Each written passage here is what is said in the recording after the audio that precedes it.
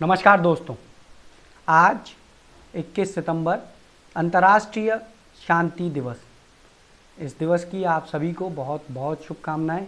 आज जो वीडियो मैं लेकर आया हूं वो अंतर्राष्ट्रीय स्तर पर और वैश्विक स्तर पर शांति की संभावनाओं को लेकर है और उसको तलाशते हुए गिलास के दोनों पहलू हैं। सबसे पहले आपको ये बता देना चाहता हूँ, जहाँ शांति है वहाँ समृद्धि है, वहाँ व्यापार है, वहाँ रोजगार है, वहाँ लोगों के लिए काम है और वहाँ ढेर सारी विकास की संभावनाएं हैं। और वहीं दूसरी ओर गिलास के दूसरे हिस्से में जहाँ बिल्कुल भी ना शांति नहीं है, वहाँ पर बेरोजगारी है, भुखमरी है, आर्थिक तंगी है और इसके अलावा मार काट सबसे ज़्यादा है। इसका स्पष्ट उदाहरण भारत और पाकिस्तान की चीन की सीमा पर अक्सर आप देखते रहते होंगे और इस समय जो वर्तमान हालत भारत और चीन के हैं वो भी आपसे छुपे हुए नहीं हैं। उसके ऊपर से कोरोना की मार जो पूरी दुनिया झेल रही है, उसे मैं आपके साथ क्या बयां करूं वो आप रोज़ अपने टीवी स्क्रीन पर मीडिया के ज़रिए देख रहे होंगे, जान रहे होंगे। लेकिन मैं आज बात करने वाला हूं शांति को लेकर। जहाँ जिन देशों की बात की जाए, चाहे वो अमेरिका हो, यूरोप हो, ऑस्ट्रेलियन कॉन्टिनेंट हो, एशिया हो, या दुनिया के जिस किसी भी हिस्से की बात करूँ और जहाँ पर शांति है, तो आप ये ज़रूर देखेंगे वहाँ पर प्रत्येक व्यक्ति आय काफ़ी अच्छी है, आमदनी काफ़ी अच्छी है। वहीं दूसरी ओर जहाँ पर ये सब नहीं है या जहाँ पर अशांति है, जहाँ लड़ाई मारकाट चल रही है, वहाँ के हालात भी बताने की मुझे ज़रूरत नहीं है। लेकिन बात जैसा कि आज अंतर्राष्ट्रीय शांति दिवस पर मैं शांति की कर रहा हूँ, तो आप लोगों को बता दूँ, ग्लोबल पीस इनिशिएटिव एक संस्था है जो 2010 से काम कर रही है और जो इसी चीज़ पर काम कर रही है कि अगर शांति ना है या शांति इस दुनिया में नहीं है तो उसका इस दुनिया पर क्या असर पड़ रहा है। 2010 से काम करते करते सबसे पहली रिपोर्ट जब उसने 2016 में पेश की, तो उस रिपोर्ट यानी 2016 की उस रिपोर्ट के अनुसार 14,30,000 करोड़ डॉलर की रकम हिंसा की भेंट चढ़ गई। यानी एक साल के अंदर 14,30,000 करोड़ रकम डॉलर में काउंटेड है, वो भेंट चढ़ गई। ये उस वक्त यानी 2016 की जीडीपी का 12.6% हिस्सा था। यानी इतना बड़ा हिस्सा कि 8 साल में एक बार अकाल पड़ जाए, कुछ भी पैदा ना हो, उससे भी बड़ा नुकसान हम इस अशांति की भेंट चढ़ा चुके थे। और ये साल दर साल ये आंकड़े देती रहती है। बीते साल यानी पिछले साल 2019 की बात करूं तो इसने जो आंकड़ा दिया वो दिया 14,50,000 करोड़ डॉलर, यानी कि दुनिया की जीडीपी का 10.6% हिस्सा। और ये जो है लड़ाई झगड़े की कीमत, उसका मानना है कि केवल वो देश नहीं चुकाता जिनके बीच ये लड़ाई हो रही है, बल्कि हर वो व्यक्ति चुकाता है जो इस दुनिया में, इस धरती पर कहीं भी, किसी भी जगह, किसी भी रूप में रह रहा है। और उससे जो आंकड़ा कैलकुलेट होता है, तो उस आंकड़े को लगाया गया तो इसमें भारत के एक इंसान यानी कि दुनिया भर के हर एक इंसान के हिस्से में आ रहा है 1,35,050 रुपये। हिसाब जोड़ लीजिए कि दुनिया संघर्ष में कितना बर्बाद हो रही है, कितना बर्बाद कर रही है।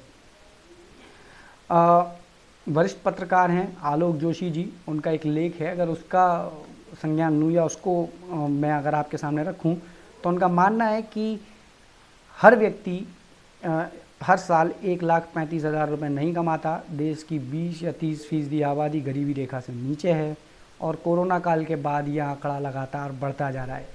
एक बड़ी आबादी गरीबी रेखा से ऊपर नहीं है।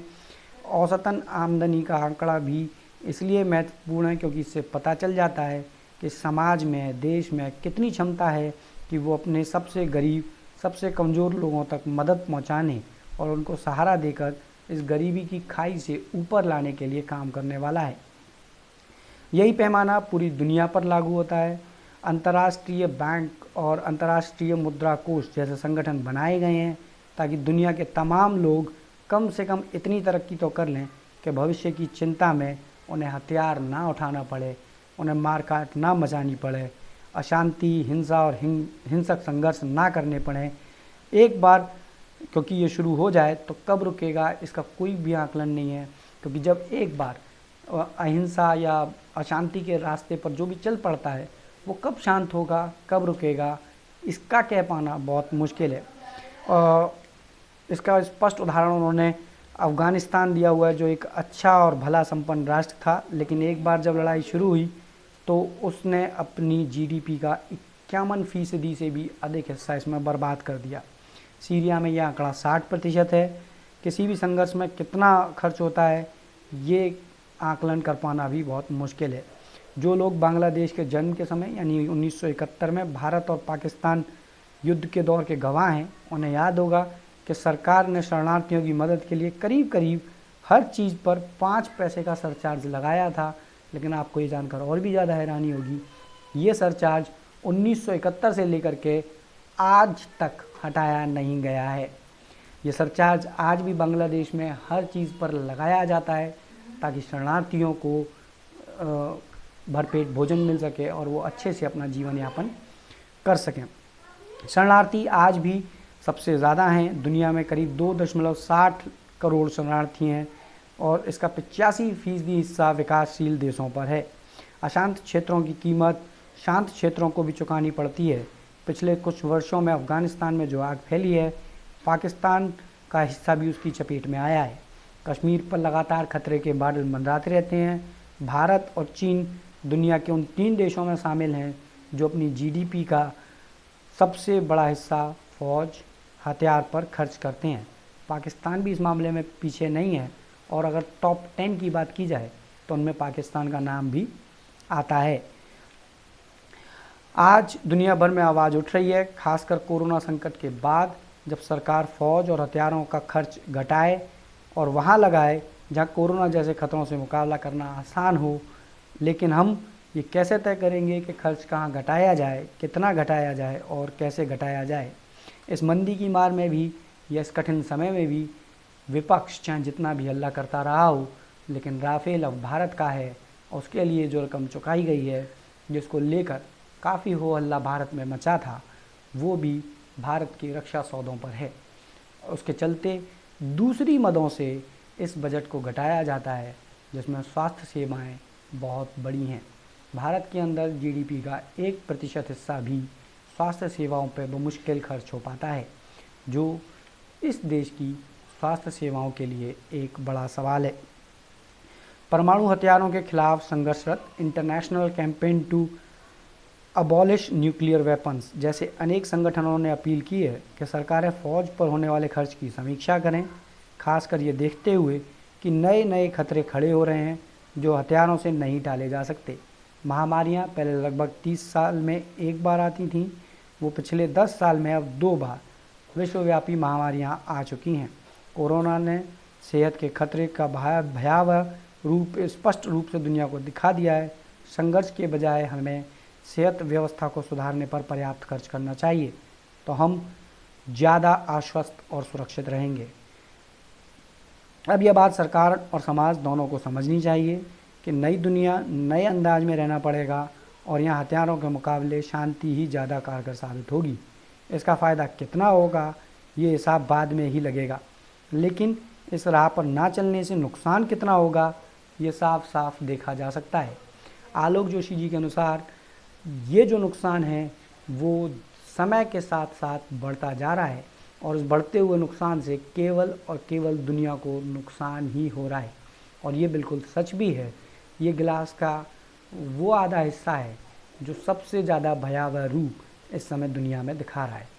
हमें चाहिए कि हम लोग भी ऐसे प्रयास करें कि सभी के सभी मिलकर रहें, साथ रहें, एक दूसरे का विकास पर ध्यान दें और पड़ोसी मुल्क होने के नाते सभी देश एक दूसरे का साथ देते हुए वसुधैव कुटुंबकम, जैसा कि भारत की सभ्यता है, भारत की मान्यता है, भारत के शास्त्र हैं, वेद हैं, जो वसुधैव कुटुंबकम कहते हैं, हमें उसी रूप में रहना चाहिए।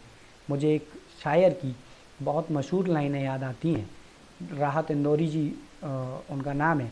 उनकी कुछ लाइनें बहुत याद आती हैं और उनके साथ मैं आज के इस कार्यक्रम को समाप्त करना चाहूँगा, जिसमें उन्होंने कहा है कि यदि आग लगेगी तो जलेंगे घर कई सारे, इस शहर में अकेला मकान मेरा थोड़े ही है। जी बिल्कुल, अगर कुछ भी होगा तो उसकी भरपाई पूरी दुनिया को करनी है, दुनिया में रहने वाले हर एक लोगों को करनी है। और वहीं अगर हम शांति के साथ, प्रेम के साथ रहते हैं तो हमें उसका फ़ायदा भी पूरी दुनिया को, हर इंसान को मिलना है। तो क्यों ना आएँ साथ, शांति के साथ इस दुनिया को एक नया मुकाम दें, एक नई राह दें। अगले एपिसोड में आपसे फिर मुलाकात होगी। तब तक मुझे अनुज शर्मा को दीजिए इजाज़त। नमस्कार।